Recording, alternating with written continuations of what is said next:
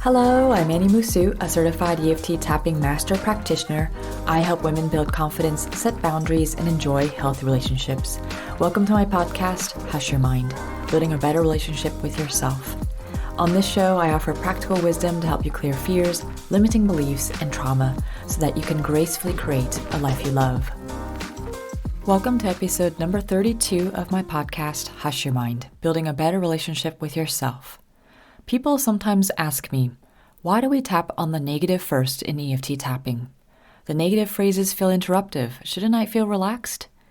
Isn't it better to focus on positive statements? Newcomers to EFT tapping may not understand that addressing negative thoughts and emotions is essential to its high efficacy rate. A mind-blowing study includes 5,000 anxiety patients who received either cognitive behavioral therapy, CBT, with medication if needed, or tapping with no medication for 5.5 years. 90% of patients who used tapping showed improvement versus 63% of the CBT patients. Only 3 EFT sessions reduced the patient's anxiety, compared to 15 for CBT. 76% of the EFT people got complete relief, compared to 51% of the CBT people.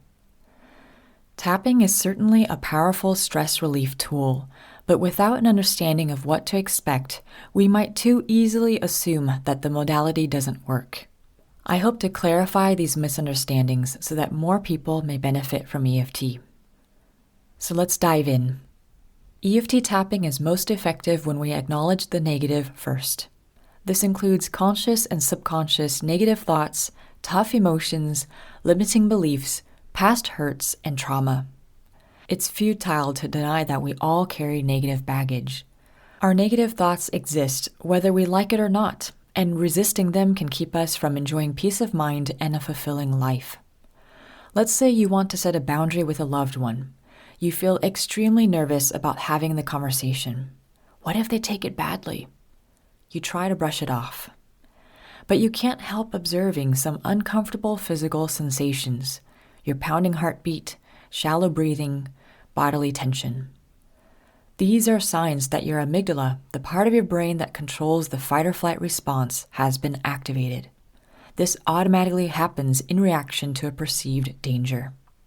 If your amygdala could talk, it'd most likely say, "Oh, we've seen this before. Remember what happens when you speak up for yourself? You get criticized, minimized, abandoned. That's painful. Don't do that again. Danger, danger." But you don't have to stay in this stressful state. You can use EFT tapping to quickly calm your mind and reduce your anxiety.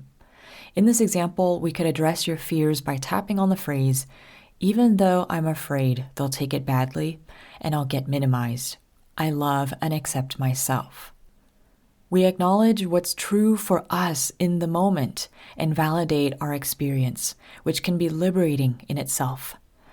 As you tap, you're sending calming signals to your brain, thus rewiring it to feel at ease about your issue. Stress and pain are no longer associated with speaking up. So the next time you set a boundary, you'll find that it's much easier to say no and stay grounded. Some people tell me, "I want to be in a relationship. I want to prioritize myself. I want more money." As we dig into the issue, they sometimes find that they're not quite ready to do what it takes. They may have the best intentions, but their fears outweigh their desires. And it's completely understandable. Change can be terrifying, especially if we've built many walls to protect ourselves. Grief naturally arises as we acknowledge the pain of the past to make room for new perspectives. Who wants to eagerly face their pain? And yet this is often what's necessary to create a life of peace, joy, and abundance. Some people seem to think that healing should feel like a blissful meditation.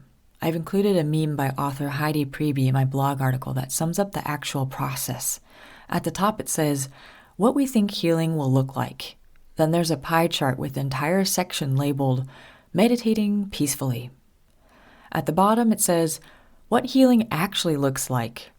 There's another pie chart, but this time with 5 sections, labeled, "Unpacking Trauma," "Having Difficult Conversations," "Taking Radical Responsibility for Your Actions," "Implementing Healthy Routines," and setting and enforcing boundaries.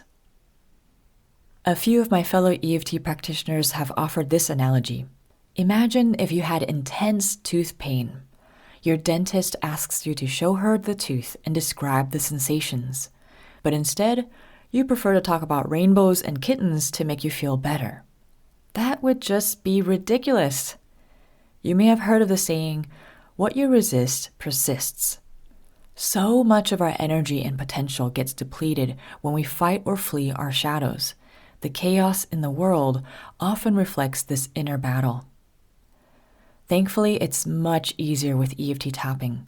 In the hands of a skilled EFT practitioner, EFT is a safe and effective healing modality that gently releases our deepest fears so that we can make peace with ourselves.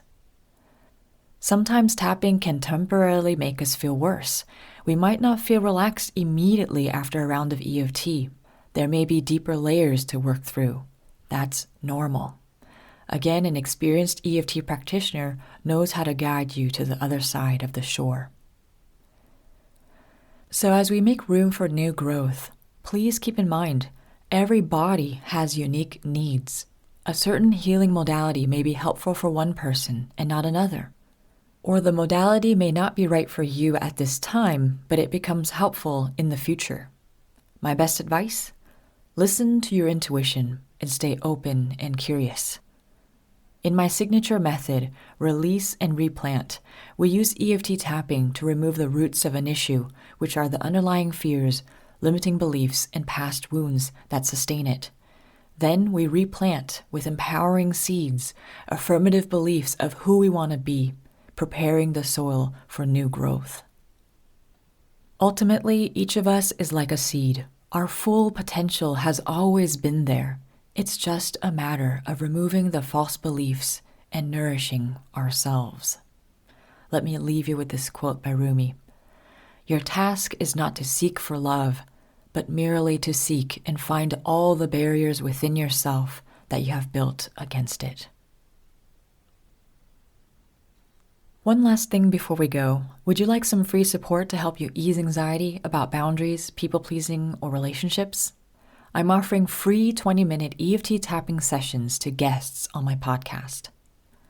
My intention is to support you, and by publicly sharing our session, I hope to educate and inspire my listeners. Only the audio will be published on the podcast, and you can use a pseudonym. Apply to join me for a free personalized EFT session. The link is in the show notes. Thank you so much for joining me in this episode of Hush Your Mind. Keep in touch with me by subscribing to my twice-a-month newsletter or following me on Insight Timer. And if you'd like some personalized support, book a free call at hushyourmind.com/coaching. The links are in the show notes. May you have the courage to love and accept yourself. Be well and take care.